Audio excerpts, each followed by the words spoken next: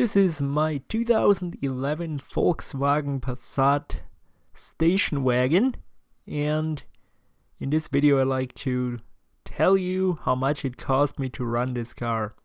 I bought it in February 2016 with a beginning mileage of 74,500 kilometers, and it continued to be my car until the 29th of October 2021. So you can say 5.5 years, a little more.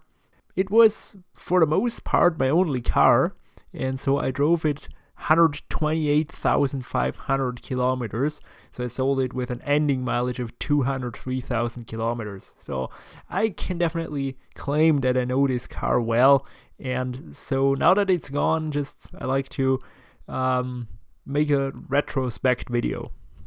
I'm a terrible car reviewer. There are much better reviews out there. I just can't do it all that well. But a couple of words, what I liked about it most probably was the comfort, the nice leather interior it had, and also the space. I mean, there was at one point where I hauled almost my entire apartment when I moved back home, and that was really impressive because, I mean, the car isn't all that big, and yet you can still fit quite a lot of stuff in it. Any station wagon owner will probably agree with me on that. Station wagon is probably the best car for a family or for somebody who needs to transport stuff, and also have a comfortable car. The Passat was generally a pretty good all-rounder. I never put bigger wheels or tires on it just because I didn't want to sacrifice any ride comfort, and a Passat is really not about sporty driving or anything. It's just a nice cruiser. I've done lots and lots of highway miles on it, so this has been to 9 countries and all the way across Europe, and so just driving it on the highway also returned pretty good fuel economy. Not that it's all that good in comparison to the diesels, but still not terrible. I also had no problems going on holiday with 4 people and their luggage. Did that a couple of times. It was never a big deal.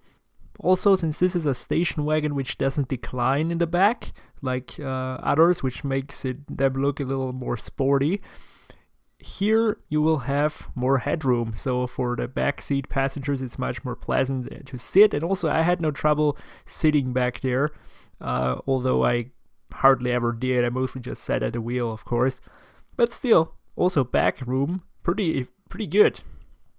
And also like that you're pretty much getting a lot of car for the money. These are all over Europe, and for good reason. They offer reasonable running costs, as you will see, and you're still getting a lot of car. I mean, I had nice xenon lights, I had a nice boot, I didn't feel cramped, I had nice leather seats. It wasn't having cutting edge features like lane departure warning and cruise control, radar guided or something similar. It's just too old for that. It's a 2011 model year, but it had normal cruise control, and that was good enough for me. So in general, I think it's a pretty good car. I wish I just had gotten, in retrospect, a different engine. That's like my only complaint. The engine, it just lacks a little torque.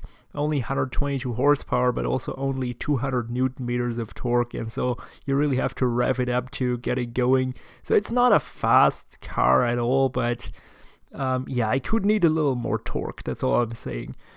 So yeah, that was my little review of the Passat. I will miss it.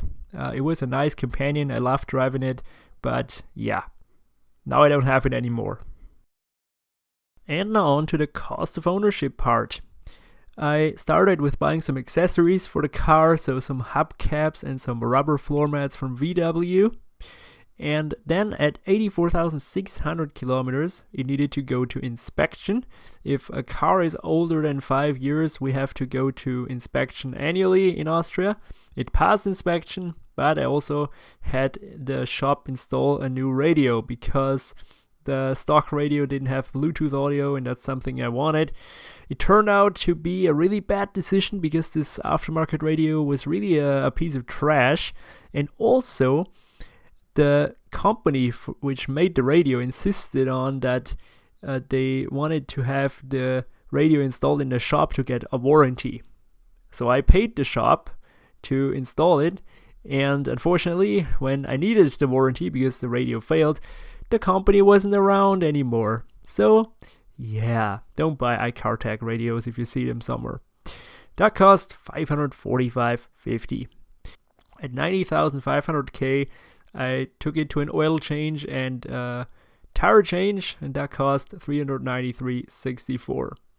At 101,900K, it went to, again, a tire change, and also back then I used to store the tires there, so that all cost $84.34. At 106,000 kilometers, it needed new brakes and rotors in the front, and I got them installed at the VW dealer, and that cost $548.30. At 113,600, it went back to inspection, it passed inspection, and I also decided to buy 2 new Continental winter tires. So all of that totaled up to $550.73, including the tires. Everything was pretty good at this point, except that in 2018, at 120,500 kilometers, it happened. Yes, I took it to a normal oil change, just needed new oil and spark plugs. And while it was there, they noticed that there was a big leak coming from the transmission area, like where the drive shaft would go into the transmission. And also it had a big play. And the shop I took it to first said, all right, that's a transmission problem, and the only way is a new transmission. And I was like shocked, like I couldn't believe that a 120,000 kilometer car already has transmission problems, let alone like a 6-speed manual Passat, which is a really, really rare occasion.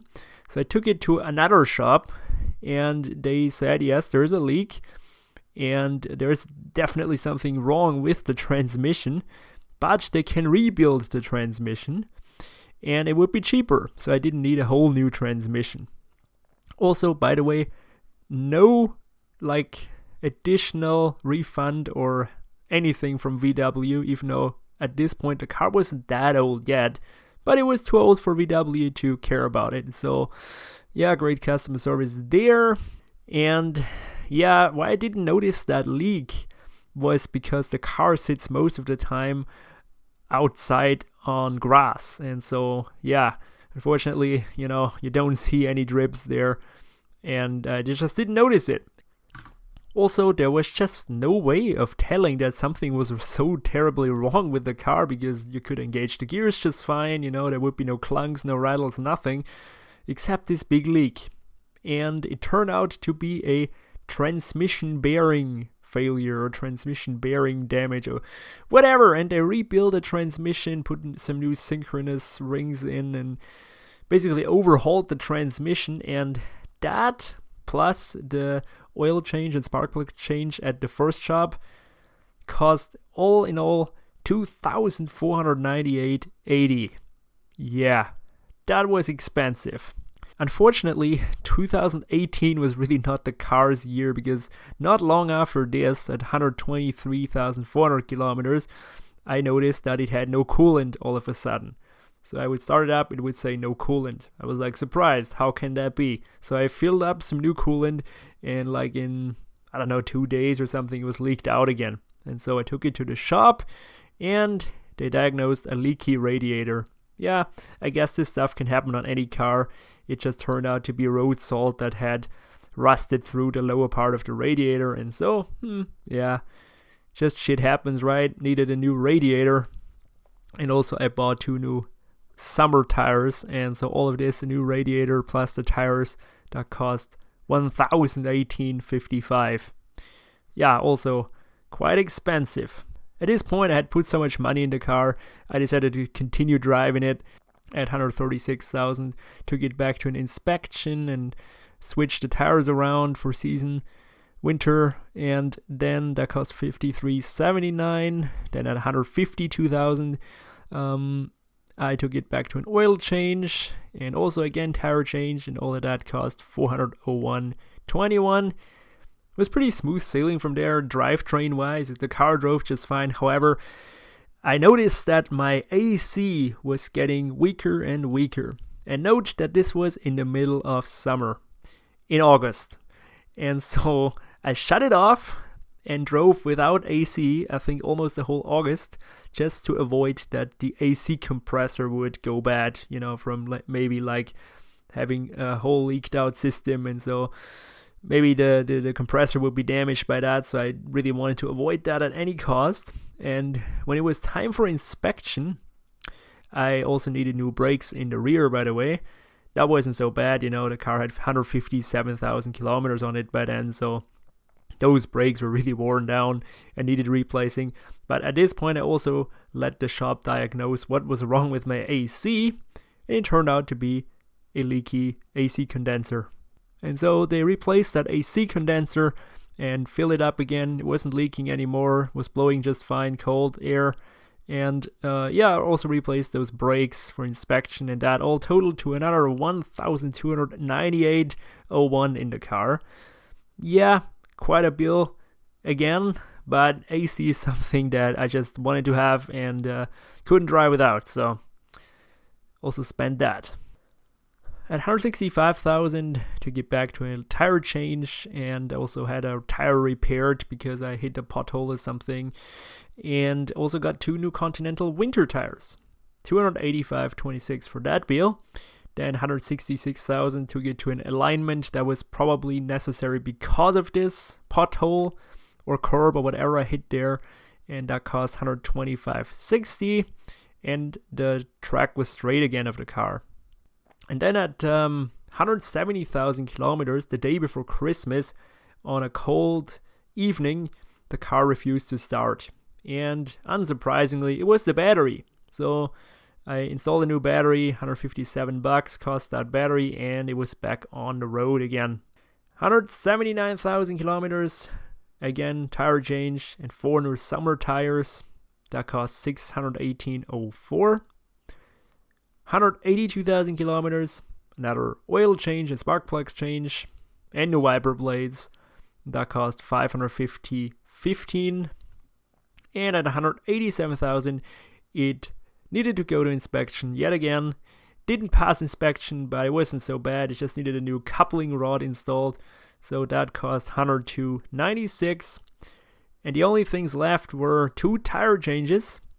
And at 202,000 kilometers, the last inspection before I sold it, passed with flying colors, nothing wrong with the car. And that cost $43.80. So all in all, in maintenance and repairs, this Passat cost me $9,511.76. So all in all, despite the little breakdowns, or well, not so little breakdowns it had, it was overall, I think, a pretty good experience. Not that expensive to maintain. Yes, I suppose AC condenser leaking and radiator leaking, that's something that can happen to any car. But that transmission problem really caught me off guard, just because it's just so rare. And the shop also said, both shops actually said, yeah, we never had a Passat with 6-speed manuals having this problem. And I was like, yeah, great, but what does it help me now? But yeah, it seems to be a really rare issue, and was really surprised that it had this, but yeah, what can you do? And so overall, maintenance and repairs, I think it's okay for the span of over 5.5 years. But that's not all. So to calculate the whole cost of ownership, we have to factor in more. So I bought it in 2016 with 74,500 kilometers for 15,900 euros.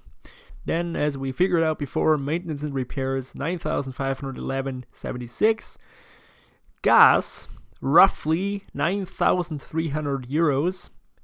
Roughly, because I only started tracking my fuel stops in December 2016, so I say roughly 9,300 euros. And insurance and tax was roughly 6 grand for 5 years. That's, again, not 100% accurate, maybe, because when you start off, I was younger, and insurance is more expensive, and once you gain more years without, any kind of records of accidents and stuff, the insurance goes down. So that kind of all in all went to 6 grand in total. Also, tax, by the way, is annually for a Passat like this 491.04 in Austria. 491 euros for a 1.4 liter, 122 horsepower car. Yeah. So in total, I spent 40,711.76 on the car, including everything related to it. So is that a good deal or not? Well, I will leave that up to you. Some might say that's pretty expensive for a car like this, but I just like to mention that there's really nothing I can do about the fuel prices here. Those are quite pricey, and also insurance and taxes pricey. So yeah, a car is expensive in Austria. For me, I'd say it's a pretty okay deal. So to factor in completely how much money I sunk into this automobile, we have to, of course, calculate my 5,093 euros away. We have to subtract this from that 40,711, and that brings us to a total cost of ownership of 35,618.76 over 5.5 years. So my particular Passat cost me 28 cents per kilometer. I would say it's reasonable. Still, if that transmission problem wouldn't have happened, it wouldn't have been in the long term, it wouldn't have been that much more cheap to run. So you can see it's just, if you own a car longer, these repairs, they make sense. However, if you just sell it on, then that would have been quite a hit. So I decided to keep driving it. That was a good decision in the end. So just for shits and giggles, I put up here some stats, how much it cost me on average per year. And once again, look at the fuel price per year, on average 1,550. So what do we learn from this? A car is expensive and you save yourself lots of money if you don't have one. But transportation isn't for free, and so I'll happily pay this stuff. I love cars and love driving, and yeah, that's just me.